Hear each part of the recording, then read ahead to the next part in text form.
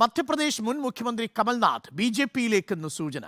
കമൽനാഥ്, മകൻ നകുൽനാഥ്, വിവേക് തൻഖ എന്നിവർ ബിജെപിയിൽ ചേരുമെന്നാണ് റിപ്പോർട്ട്. കമൽനാഥിന് ബിജെപി രാജ്യസഭാ സീറ്റും മകന് ചിന്ദ്വാര ലോക്സഭാ സീറ്റും മന്ത്രിപദവും വാഗ്ദാനം ചെയ്തെന്നും വിവരങ്ങളുണ്ട്. ചൊവ്വാഴ്ച കമൽനാഥ് എംഎൽഎമാരെ അത്താഴ വിരുന്നിന് ക്ഷണിച്ചു.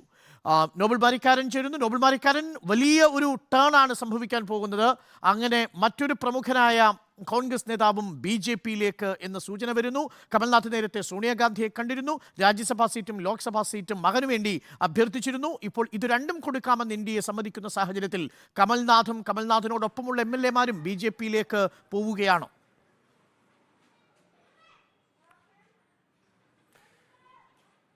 അരുൺ, കമൽനാഥും ബി.ജെ.പിയിലേക്ക് പോകുകയാണ് എന്ന സൂചനകൾ തന്നെയാണ് അവിടെ നിന്ന് പുറത്തേക്ക് വരുന്നത്. നേരത്തെ കോൺഗ്രസിലെ പ്രധാന നേതാവ് ജ്യോതിരാദിത്യ സിന്ധ്യയെ മധ്യപ്രദേശിൽ ബി.ജെ.പിക്കൊപ്പം നിർത്തിയിരുന്നു. അതിനു പിന്നാലെയാണ് ഇപ്പോൾ കമൽനാഥ് കൂടി ആ പാളയത്തിലേക്ക് പോകുന്നത് എന്നാണ് അറിയാൻ കഴിയുന്നത്. പ്രത്യേകിച്ച് കഴിഞ്ഞ നിയമസഭാ തെരഞ്ഞെടുപ്പിൽ കമൽനാഥിന് സംസ്ഥാനത്ത് കോൺഗ്രസ് എല്ലാ അധികാരങ്ങളും അതോടൊപ്പം തീരുമാനങ്ങൾ എടുക്കാൻ ചുമതലയും നൽകിയിരുന്നു. അതിന് പിന്നാലെ അവിടെ പാർട്ടി വലിയ പരാജയം ഏറ്റുവാങ്ങുകയും കമൽനാഥ് വലിയ വിമർശനങ്ങൾക്ക് ഏറ്റുവാങ്ങുകയും ചെയ്തിരുന്നു. കോൺഗ്രസിന്റെ യോഗത്തിൽ പോലും രാഹുൽ ഗാന്ധി രൂക്ഷമായി കമൽനാഥിനെ വിമർശിക്കുകയും അത്തരത്തിലുള്ള നീക്കങ്ങൾ ഉണ്ടാവുകയും ചെയ്തിരുന്നു. അതിനു പിന്നാലെ പ്രധാനമായും അതായത് പ്രതിപക്ഷ നേതാവ് പദവിയിലേക്ക് പോലും കമൽനാഥിനെ പരിഗണിക്കാതിരിക്കുന്ന സാഹചര്യമൊക്കെ മധ്യപ്രദേശിൽ ഉണ്ടായി. എന്നാണെങ്കിൽ അത്തരത്തിൽ നേതൃത്വം പൂർണ്ണമായും അവഗണിക്കുന്നു എന്ന തോന്നൽ കമൽനാഥിന് ഉണ്ട് എന്നാണ് അറിയുന്നത്. അതിനു പിന്നാലെയാണ് ഇപ്പോൾ ബി.ജെ.പിയിലേക്കുള്ള നീക്കങ്ങൾ സജീവമാക്കിയത് എന്നും അറിയാൻ കഴിയുന്നു. പ്രത്യേകിച്ച് ചിന്ദ്വാര എന്ന് പറയുന്നത് ഇവരുടെ പ്രധാനപ്പെട്ട സീറ്റുകളിൽ ഒന്നാണ്. വിജയസാധ്യത എപ്പോഴും കോൺഗ്രസിന് ഉള്ള, അല്ലെങ്കിൽ കമൽനാഥ് ഉൾപ്പെടെയുള്ളവർ പ്രധാനമായും അവർക്ക് നേതൃത്വപരമായി തന്നെ ശക്തിയുള്ള മേഖലയാണ്. അവിടെ മകനെ മത്സരിപ്പിക്കാനുള്ള നീക്കം ലോക്സഭാ തെരഞ്ഞെടുപ്പിലേക്ക് വരുമ്പോൾ കമൽനാഥിന്റെ ഭാഗത്ത് ഉണ്ടായിരുന്നു. പക്ഷേ അതിനൊന്നും ഒരു അനുകൂല തീരുമാനം കോൺഗ്രസ് ഭാഗത്ത് ഉണ്ടാകാൻ ഇടയില്ല എന്ന റിപ്പോർട്ടുകളുണ്ട്. ബന്ധപ്പെട്ടുകൊണ്ടുള്ള ചില മോഡ് ഓഫ് ദി സ്റ്റേറ്റ് സർവേകളൊക്കെ വന്നിരുന്നു. ഈ മോഡ് ഓഫ് ദി നേഷൻ സർവേയിൽ 400 സീറ്റ് ലഭിച്ചില്ലെങ്കിലും കഴിഞ്ഞ തവണത്തേക്കാൾ നില മെച്ചപ്പെടുത്തുമെന്നാണ് രണ്ടു പ്രധാനപ്പെട്ട ഏജൻസികളും പ്രെഡിക്റ്റ് ചെയ്തത്. ഇതിന് തൊട്ടു പിന്നാലെയാണോ കമൽനാഥിന്റെ ഈ നീക്കം? അതല്ല നേരത്തെ തന്നെ കമൽനാഥിൻ്റെ ഈ നീക്കം ഉണ്ടായിരുന്നു? കാരണം അയോധ്യ രാമക്ഷേത്രത്തിലടക്കം AICC സ്വീകരിച്ച നിലപാടിന് വിരുദ്ധമായൊരു നിലപാട് കമൽനാഥ് സ്വീകരിച്ചതായി നമ്മൾ കണ്ടിരുന്നു. ഇന്ത്യ മുന്നണിയുടെ ആദ്യത്തെ യോഗം ഭോപ്പാലിൽ തീരുമാനിക്കുമ്പോൾ അതും അപ്രതീക്ഷിതമായി അവസാനിപ്പിക്കുന്നതും ആ തീരുമാനം ഇല്ലാതാക്കുന്നതും കമൽനാഥ് ഏകപക്ഷീയമായിട്ടാണ്. അപ്പോൾ ഇത് നേരത്തെ ഉണ്ടായിരുന്ന ഒരു ധാരണയുടെ പുറത്താണ് ഇത് എന്നാണോ നമ്മൾ മനസ്സിലാക്കേണ്ടത് ഈ ഘട്ടത്തിൽ?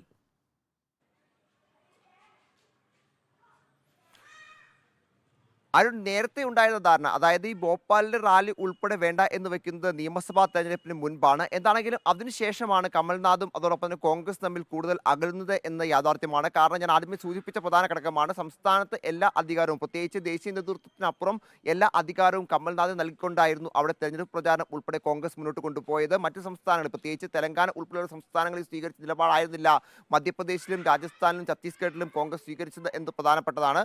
സംസ്ഥാന നേതൃത്വമായിരുന്നു അവിടെ അവരുടേതായ നിലയ്ക്ക് പ്രചാരണം നടത്തിയത്. എന്താണെങ്കിലും അതിനു പിന്നാലെ കമൽനാഥിന് വലിയ വിമർശനം ഏറ്റതായി ഞാൻ നേരത്തെ തന്നെ വ്യക്തമാക്കുകയും ചെയ്തിരുന്നു. നിലവിലത്തെ പ്രതിസന്ധി എന്ന് പറയുന്നത് വരാൻ പോകുന്ന രാജ്യസഭാ തെരഞ്ഞെടുപ്പാണ്. രാജ്യസഭാ തെരഞ്ഞെടുപ്പ് ഉടൻ നടക്കാനിരിക്കുമ്പോൾ അതിൽ സീറ്റ് ഉൾപ്പെടെ കമൽനാഥ് ആവശ്യപ്പെട്ടു. പ്രത്യേകിച്ച് സംസ്ഥാന രാഷ്ട്രീയത്തിൽ കമൽനാഥിന് കോൺഗ്രസ് പ്രധാനപ്പെട്ട റോളുകളിൽ നിന്നൊക്കെ മാറ്റി നിർത്തുമ്പോൾ ഇത്തരത്തിൽ രാജ്യസഭാ സീറ്റ് ഉൾപ്പെടെ ആവശ്യപ്പെടാൻ നീക്കം കമൽനാഥ് നടത്തിയിരുന്നു. പക്ഷേ അതിലേക്കൊരു അനുകൂല തീരുമാനം കോൺഗ്രസിന്റെ ഭാഗത്ത് ഉണ്ടാകില്ല എന്ന് ഏറെക്കുറെ ഉറപ്പാവുകയും ചെയ്തതാണ്.